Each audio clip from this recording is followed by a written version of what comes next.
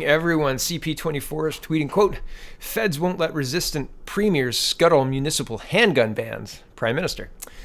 And municipal handgun bans, I think, are an awful idea. I think they're terrible. It would create a patchwork of inconsistent laws across provinces, drive down the 401 would have you breaking the law potentially, right? If you have your RPAl. And I wanted to also mention, handguns are restricted already. You already have to get a special license in order to carry them, period. The people who are shooting up Toronto, the gangland shootings that are happening currently, those people don't have RPAls.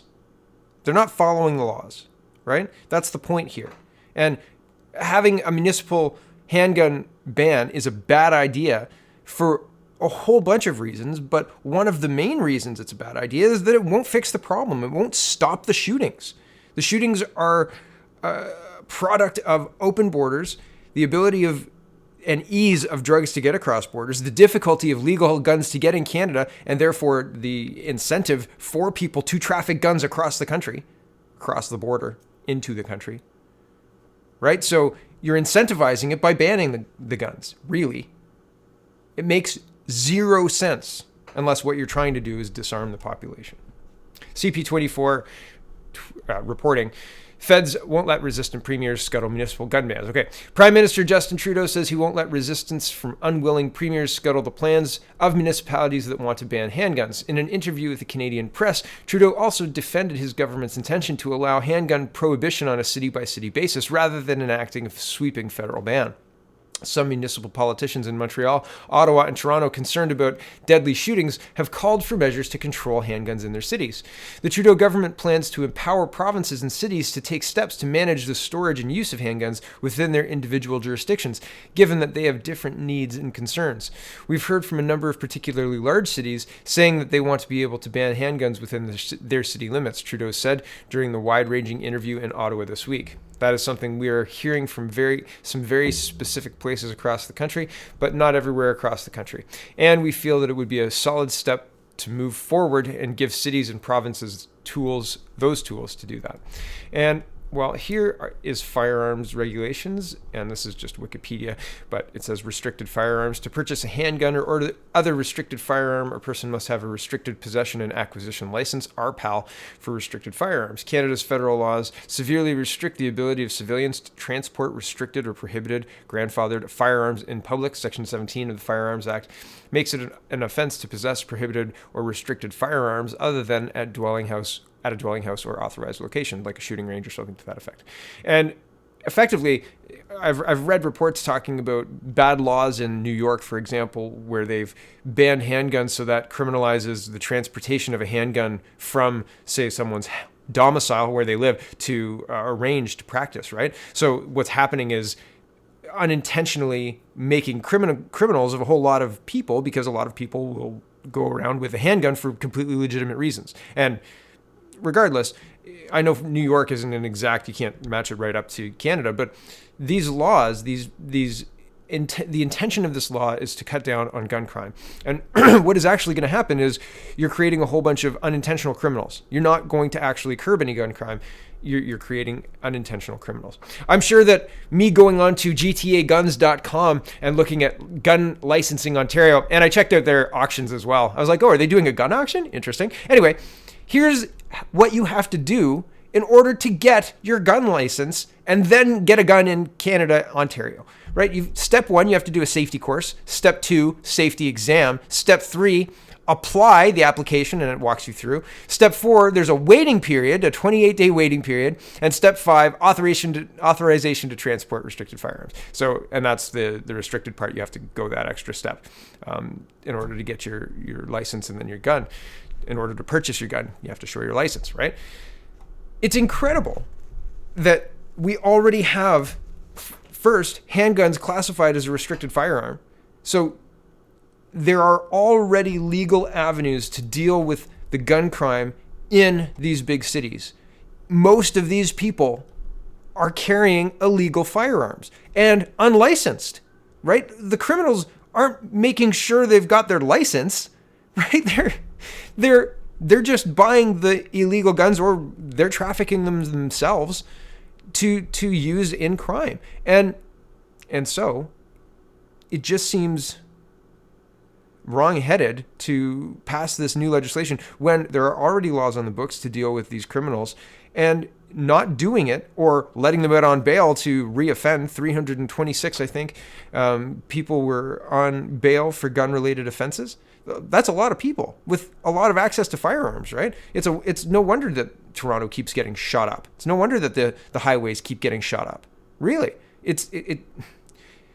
and this isn't going to fix it, and it's frustrating, right? So, what are you going to do? I mean, Trudeau's just going to move forward with giving municipalities the ability to ban handguns, and it just makes no sense. Moving on. The Globe and Mail is reporting Trudeau's call for U.S. to negotiate the release of Canadians doomed to fail, China says. So yesterday, Trudeau, and I'll give you the exact quote in just a minute, but basically Trudeau said the United States should finalize the Meng Wanzhou thing in their trade deal with China and deal with the two Canadians. And I said I agree with the Meng Wanzhou thing. If you're dealing with somebody, and like if you're dealing with China and said Donald Trump initiated the arrest of Wang Mengzhou when she landed on Canadian soil, and if he doesn't meaningfully engage with China, I think that that's a misstep. But I mean, it's Donald Trump, so he can do what he wants, right? Pretty much. But I mean, that's not cool.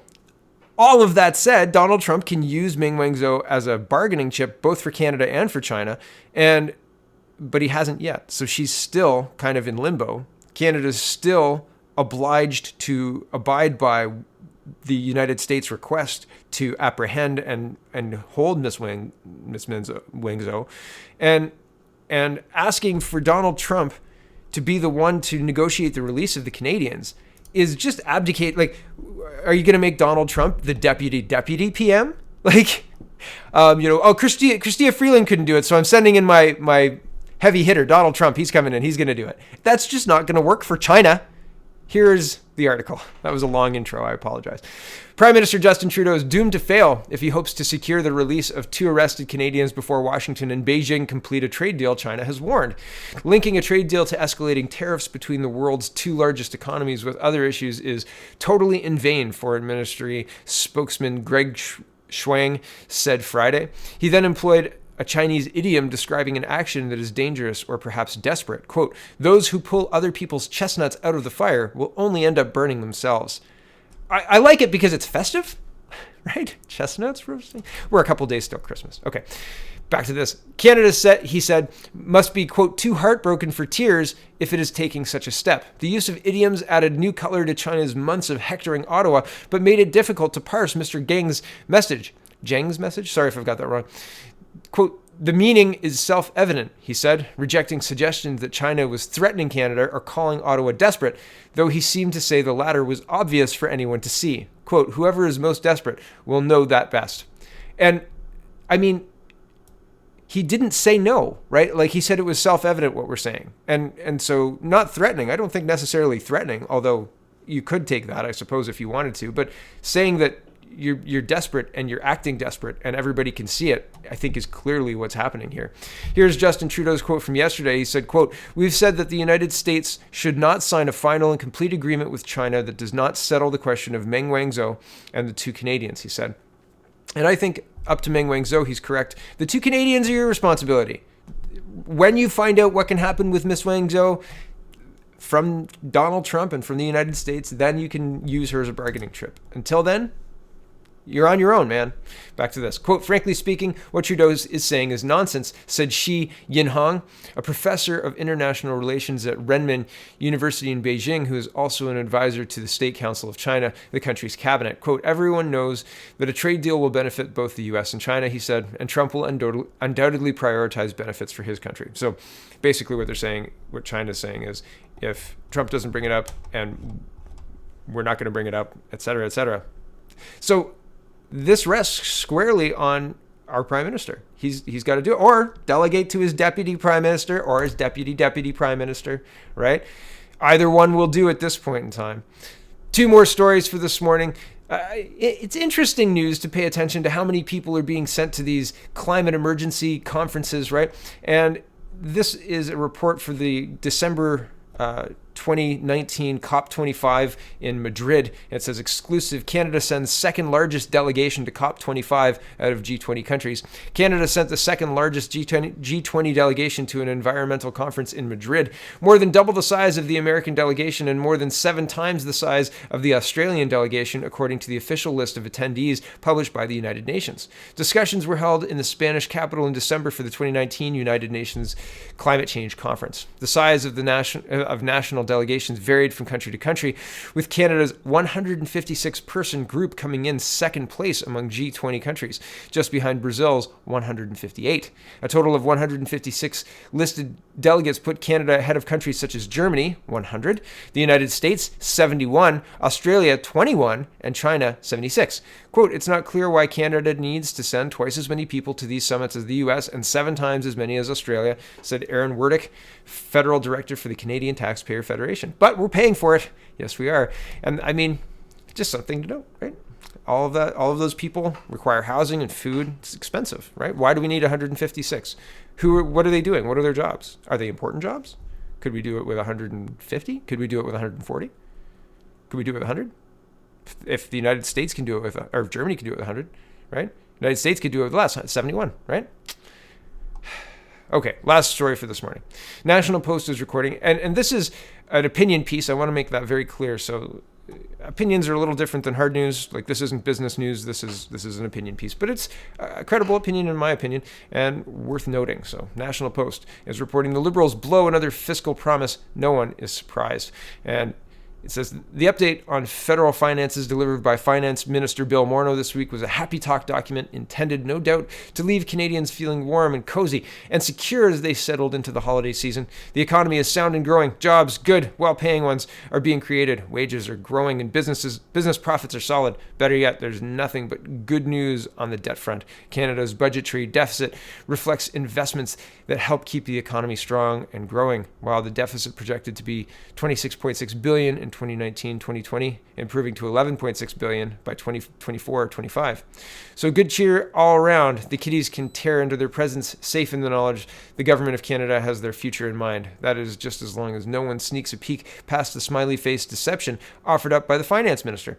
Less partisan figures looking at the numbers reached an altogether different conclusion than the ones Morneau peddled in a series of post-review interviews. Quote, I don't think it's fair to say the government has a strong fiscal plan right now. Former parliamentary budget officer Kevin Page, who regularly unsettled Conservatives and Liberals alike by shining a light on the huge holes in their rosy forecasts, told Bloomberg News, quote, the investments that they're talking about are really modest tax cuts. From an economic perspective, are we going to get a lot of growth from a modest tax cut at this stage of the cycle? Probably not so much. I think we need to be concerned right now. We just sort of have this weak fiscal plan. Analysts point out that Morneau's forecast made no allowance for billions of dollars of federal campaign promises. It slowed off any possibilities of downturn or recession and promised to find $1.5 billion a year in spending cuts, even while ramping up borrowing well beyond predictions made just a few months ago. Indeed, the Liberal plan on deficits once again blew past the sincere pledges offered by Morneau and Prime Minister Justin Trudeau. Since the Liberal victory in 2015, the finance minister has changed his tune on deficits so often that he must have difficulty recalling which promise he's breaking at any given moment. The original vow, 3 years of deficits maxing out at $10 billion a year, followed by a balanced budget, quickly gave way to annual shortfalls in the range of $20 billion. During the fall election, Trudeau revealed plans for another $93 billion in borrowing over 4 years. Yet Morneau can't stay even within that generous parameter. The figure in Morneau's update is $7 billion higher than he forecasted just 9 months ago in the spring budget. As the red ink piles up, the Liberals have abandoned previous guidelines as each in turn has been exceeded. The one figure that mattered, we were told, was the debt to GDP ratio, which measures debt against the size of the economy. As long as it keeps going down, Liberals said, all was well. They were determined to ensure it did indeed decrease every year. Until now, according to the update, the figure will increase slightly this year. Yes, the finance minister says it's a one-time thing, and next year the figure will be better. but he's been saying that about the deficit every year since 2015, and so far he's been solidly wrong. Given the credibility issues that did such damage to the Liberals' re-election bid, is there any reason to believe their forecasting is about to improve now, when they've been reduced to a minority and have every reason to fudge the figures in hopes of gulling voters into a sense of security? There's a little bit more there, but I wanted to show you this tweet to finish off. A friend of mine sent this to me yesterday. Yeah, yesterday. And it says, BNN Bloomberg, it says, breaking, Canadian retail sales fall 1.2% in October versus estimated 0.5% gain. So instead of increasing 0.5%, we fell more than 1%, which is not great in our economy and belies the lie of the finance minister's smiley forecasts, right? So interesting stuff to pay attention to. Barreling into Christmas. I hope you're ready. I just finished yesterday. I got the last widget at the store, and I felt kind of lucky, you know, when you get that last widget and you're like, yeah, I got here in time. Yay. Anyway, ridiculous, but when you have young children. Thanks for watching, everybody. Check out CanadaPoly.com and have a wonderful, wonderful